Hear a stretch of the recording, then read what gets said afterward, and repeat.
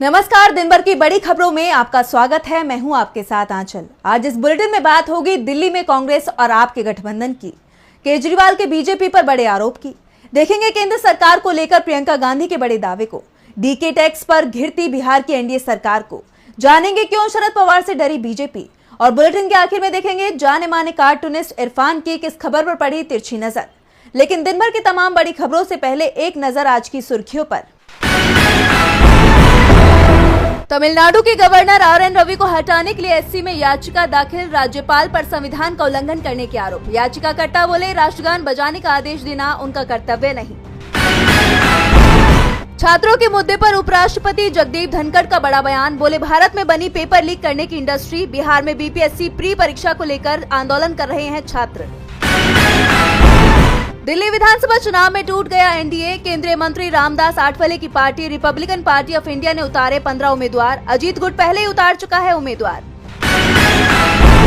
पूर्व CJI D Y Chandrachud के खिलाफ भ्रष्टाचार की शिकायत पर लोकपाल ने अधिकार क्षेत्र से बाहर बताते हुए मामला किया खारिज। ये तो थी सुर्खियां, अब बात आज की सबसे बड़ी खबर की। दिल्ली विधानसभा चुनाव के समीकरण रोज बदलते दिखाई दे रहे हैं। चुनाव के ऐलान के बाद से ही प्रचार अभियान में तो गर्माहट आ ही चुकी है, साथ ही कई नए गठबंधन भी बनते और बिगड़ते दिखाई दे रहे हैं। एक तरफ एनडीए गठबंधन टूटकर बिखरता जा रहा है, तो दूसरी तरफ इंडिया की एकता मजबूत होकर सामने आ रही है। और अब कांग्रेस और आप को लेकर बड़ी खबर सामने आई है। तो क्या है पूरा मामला, जानने के लिए देखिए रिपोर्ट। दिल्ली विधानसभा चुनाव को लेकर बड़ी खबर सामने आ रही है। अभी तक ये माना जा रहा था कि दिल्ली में आप और कांग्रेस एक दूसरे के वोट काटेंगे, लेकिन अब दोनों के बीच गठबंधन की तैयारी शुरू हो गई है। इंडिया गठबंधन में शामिल दो बड़ी पार्टियों की तरफ से कांग्रेस और आप के बीच समझौता कराने की कोशिश हो रही है, और ये कोशिश सफल होती भी दिखाई दे रही है। कांग्रेस और आप के बीच गठबंधन की बातचीत शुरू हो गई है। मामला सीटों के बंटवारे पर फंसा हुआ है। कांग्रेस ने लोकसभा चुनाव वाला फॉर्मूला अपनाने की बात कही है, तो आप लोकसभा और विधानसभा चुनाव के लिए अलग अलग फॉर्मूले की बात कह रही है।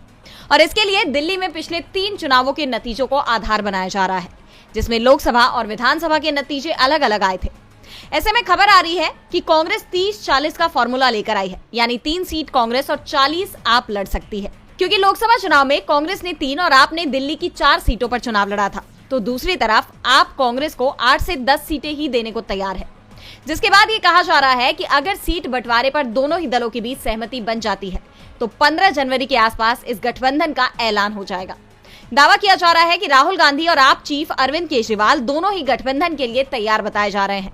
राहुल गांधी के निर्देश के बाद ही दिल्ली कांग्रेस यूनिट ने अब आप के खिलाफ अपने बयानों को लेकर नरमी दिखाना भी शुरू कर दिया है। अगर आप और कांग्रेस में गठबंधन हुआ तो बीजेपी के लिए मुश्किलें और ज्यादा बढ़ जाएंगी। पहले से ही बीजेपी 27 साल से दिल्ली की सत्ता से बाहर है। दिल्ली में इंडिया गठबंधन ने बीजेपी की टेंशन बढ़ा दी है, तो केजरीवाल के खुलासे ने भी बीजेपी की नींद उड़ा दी है।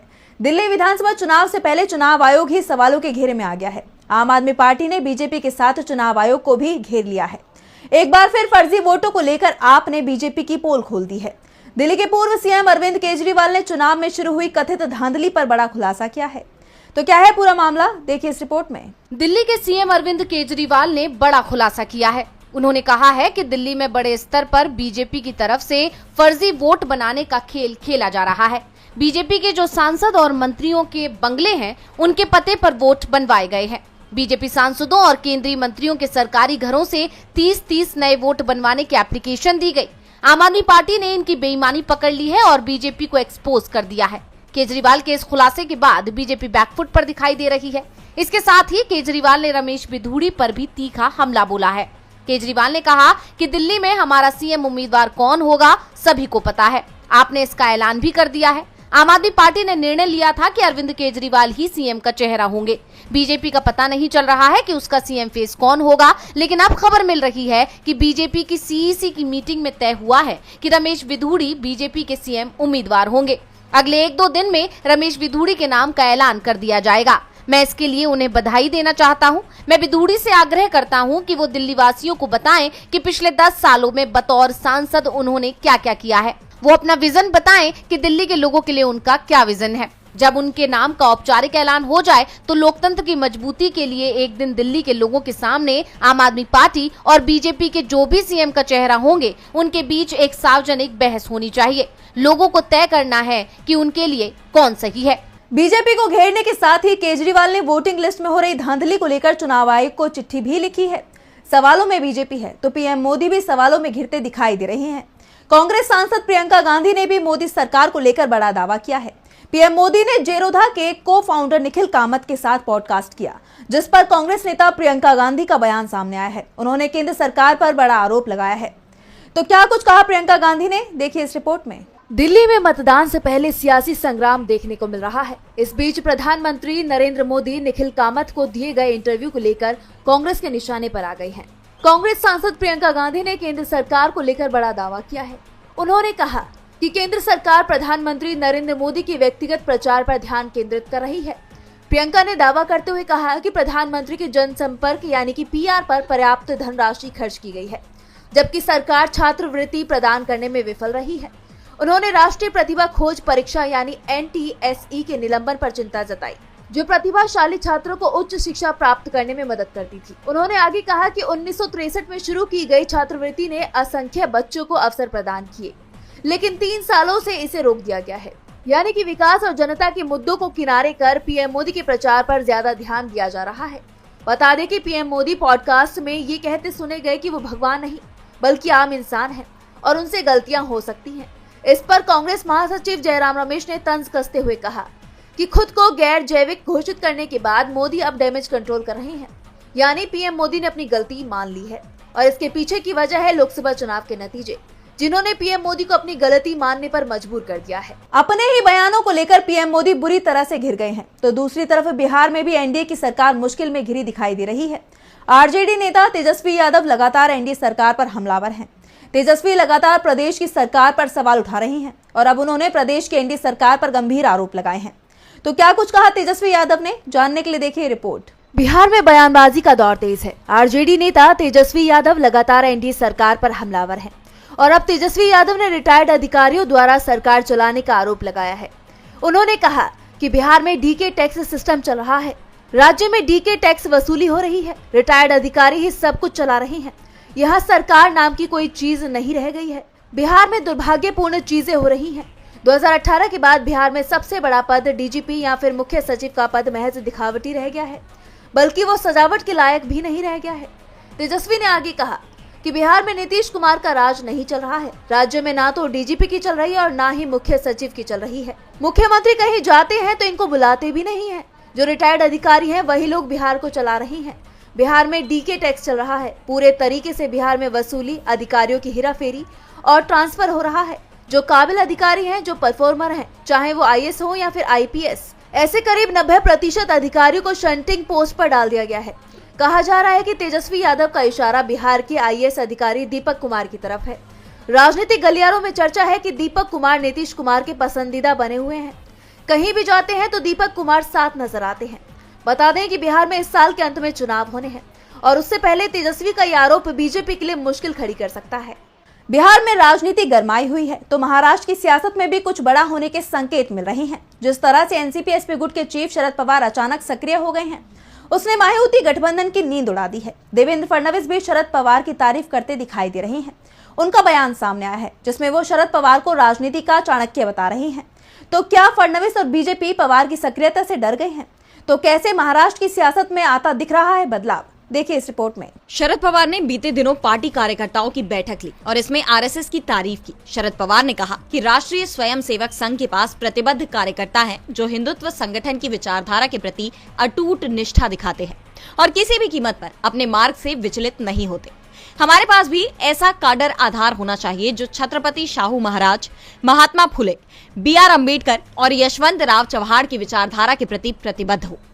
पवार ने संघ के काम करने के तरीके की तो तारीफ की, लेकिन उसकी विचारधारा पर हमला भी किया और कहा कि काडर ऐसा होना चाहिए जो दलित, वंचित और शोषितों के हक की आवाज उठाए। इससे पहले शरद पवार ने अपनी पार्टी को एकजुट करके महायुति गठबंधन को सख्त संदेश दिया था, जिसकी तरफ से शरद पवार की पार्टी में सेंधमारी की कोशिश हो रही थी और अब पवार की सक्रियता ने महायुति गठबंधन को चिंता में डाल दिया है। देवेंद्र फडणवीस के बयान भी बदलते दिखाई दे रहे हैं, क्योंकि फडणवीस को 5 साल पहले शरद पवार करारी मात दे चुके हैं, जब फडणवीस सीएम पद की शपथ लेने के कुछ ही घंटे बाद इस्तीफा देने को मजबूर हो गए थे।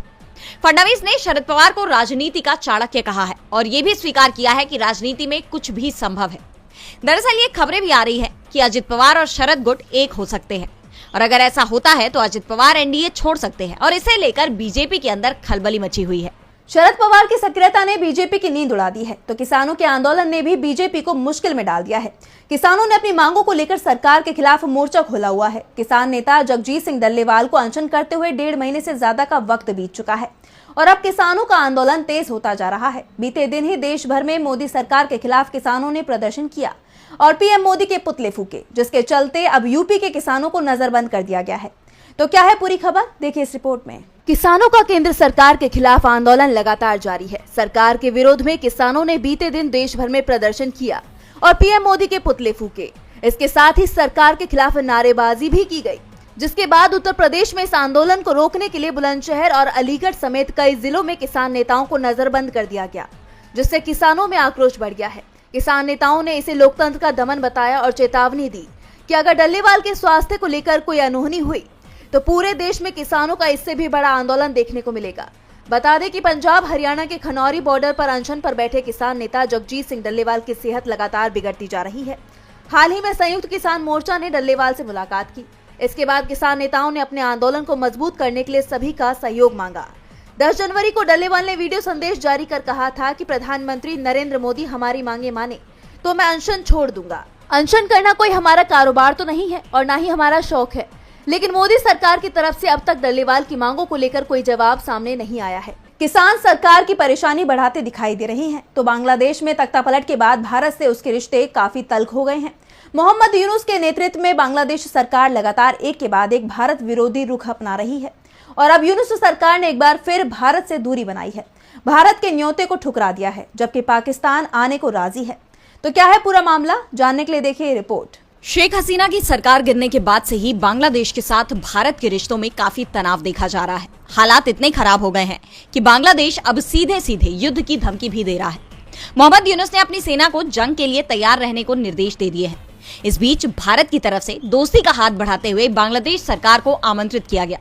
दरअसल भारत मौसम विज्ञान विभाग IMD के 150 साल पूरे हो गए हैं। इस उपलक्ष्य में भारत ने कार्यक्रम का आयोजन किया है। इसकी जानकारी देते हुए IMD के एक उच्च अधिकारी ने बताया कि हमने उन सभी देशों से इस महोत्सव में शामिल होने को कहा है जो IMD की शुरुआत के वक्त यानी 150 साल पहले भारत का हिस्सा थे। इस सेमिनार के लिए पाकिस्तान, अफगानिस्तान, म्यांमार, बांग्लादेश, भूटान, मालदीव, श्रीलंका और नेपाल के अधिकारियों को न्योता दिया गया है, लेकिन बांग्लादेश ने इस समारोह में शामिल होने से इनकार कर दिया है। हालांकि इस इनकार के पीछे बांग्लादेश के अधिकारियों ने सरकारी खर्च पर गैर जरूरी विदेश यात्रा करने पर लगी पाबंदियों का हवाला दिया है, लेकिन माना यह जा रहा है कि ये फैसला दोनों देशों के रिश्तों में तनाव के कारण लिया गया है, क्योंकि पाकिस्तान पहले ही इस आयोजन में शामिल होने के लिए सहमत हो गया है। यानी आर्थिक तंगी से जूझते पाकिस्तान के लिए ये खर्च मुमकिन है, लेकिन बांग्लादेश ने इसे गैर जरूरी खर्च बताया है। ऐसे में दोनों देशों के रिश्तों में दूरियां बढ़ती नजर आ रही हैं। और बुलेटिन के आखिर में देखेंगे जाने माने कार्टूनिस्ट इरफान की किस खबर पर पड़ी तिरछी नजर।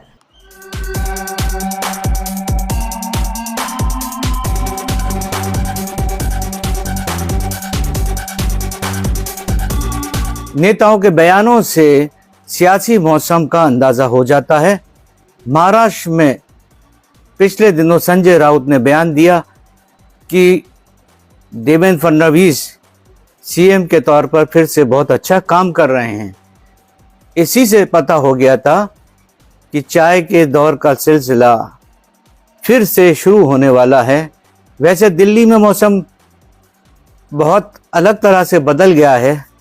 यहाँ पर चाय पीने वालों को चाय की जो लत लगी है वो फिर से उसकी तलब उठने लगी है, खास तौर पे उस चाय की जो मलाई मार के हो।